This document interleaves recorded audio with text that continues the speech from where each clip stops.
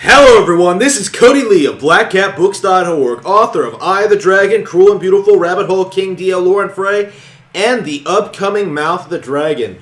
Well, the user reviews for Elden Ring are out, and unlike real great games like Breath of the Wild, like Mario Odyssey, like Mario Kart 8 Deluxe, like I'm sure the upcoming Kirby Triangle Strategy, like literally the greatest games of all time. Elden Ring seems to have been forced upon us by a corrupt gaming media because there is a very big dissonance between fanboy game journalist reviews that are perfect scores with no real dissension, no real criticism of the game, no real addressing of the issues that I know From Software games have, to people pointing out that yes, this game is more of the same, and on top of all of that, which in and of itself destroys the experience, it also doesn't run well. Like, apparently the game has lots of graphical issues and stutters a lot and has crashes frequently. I don't know. I haven't seen a complete list of problems with Elden Ring because it feels like the vast majority of YouTubers of shills of game journalists are refusing to acknowledge it at all. It feels as if Namco Bandai put in a lot, and I mean a lot of time and money into making sure that no one talked about Elden Ring's problems before launch. Like I've talked about this before about all the misleading advertisements leading into this. For one thing, probably the most obvious to even the most hardcore fans, George R. R. Martin's involvement. Like, Namco Bandai really thought that getting Martin on board with this to do like a brief like one-page background on the lore and stuff like that would be a really big marketing stunt. They couldn't have possibly anticipated like the collapse of popularity in A Song of Ice and Fire, in Martin's credibility, in all of that. They really thought that by having Martin's name attached to it, they would be able to get to pull in the Game of Thrones audience. But unfortunately, because of how Martin's actions resulted in the decline of the Game of Thrones TV show, or lack of action, I should say, resulted in the decline of quality from Game of Thrones, no one cares about Martin anymore. He is essentially irrelevant. I don't even think people are looking forward to the books anymore.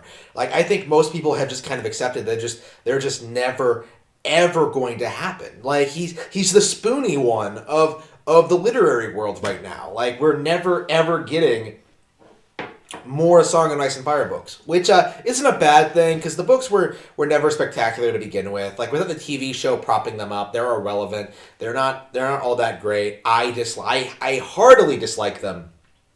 More people need to really read the books and understand that, like, yeah, there's way better fantasy out there. Not a fan of George R. R. Martin. So yeah, that is an aspect of Elden Ring's development that I think even the most hardcore From Software dick suckers have kind of been acknowledging. It hasn't been something that Namco Bandai hasn't been talking about in pre-release all that much at all. I think to prevent a backlash of that sort. This was supposed to be, I think, the defining aspect that made Elden Ring resonate with mainstream audiences. And I think that's what it comes down to. Like, what they're trying to do with Elden Ring is that they really, really wanted this to be the next Breath of the Wild. They really wanted this to be the next Skyrim. That's what I keep hearing from, like, all these plebs. Like, oh man, it looks like Skyrim. It's open world. And I've seen some gameplay footage. I've heard people describe the gameplay footage in this game and how, like, oh man, look, there are hidden caves. There's no reason for this cave to be here. Like, it's a fucking video game. Like, there's nothing spectacular about what people are describing about when it comes to this game. Like, oh man, they're making the combat more complex. More complex than Dark Souls, really, where you just run up to an enemy and just hit R1. Like, wow. Like, how challenging is that, well, oh, so it's better than Skyrim. Well, Skyrim wasn't that spectacular either. Like, why are you comparing this to Skyrim, a decade-old game? Like, Breath of the Wild is really what you should be comparing Elden Ring to. And I think it's obvious just by looking at the two of them that Breath of the Wild far surpasses Elden Ring. Like, I'm hearing people describe, like, how monsters can, like, affect the environment in Elden Ring. Like, I'm hearing them talk about how they can burn trees and kind of knock over things as they chase after you and stuff like that, and how there's horseback combat. And I'm just thinking to myself that Breath of the Wild did it first, and Breath of the Wild did it better, right? Like, I've seen the gameplay footage, and going by the looks of it, like, it's not exactly scripted, but it's not as, like, impressive as people are trying to make it out to be. You know what I mean? Like, looking at the Elden Ring, going by my experience with previous From Software games and looking at pre-release footage of Elden Ring, I was not impressed. I was expecting this game to be kind of a dud, and going by what I've seen, that seems to be what's happened. Is that this is somewhat of a similar situation as to The Last of Us Part 2, in which game journalists are trying to sell people on a product, are trying to sell mainstream audiences on a product that does not appeal to them, right? I'm seeing a lot of people who I know would not be interested in this game, who aren't interested in Dark Souls, who aren't interested in, like, other games, who are kind of like toying with the idea of getting into the game, who are considering getting it because they've been manipulated by all this pre-release coverage. I can tell you, due to my past experiences with these people, due to my knowledge of their gaming habits, their interests, their commitment, their skill, they wouldn't want to play something like Elden Ring. Like, they aren't going to stick with it. Like, they're not going to find it fun. They're just going to pick it up, play it for maybe an hour, and then kind of drop it and move on to the next thing. That's the kind of person we're dealing with here, who are the vast majority of people who are buying Elden Ring.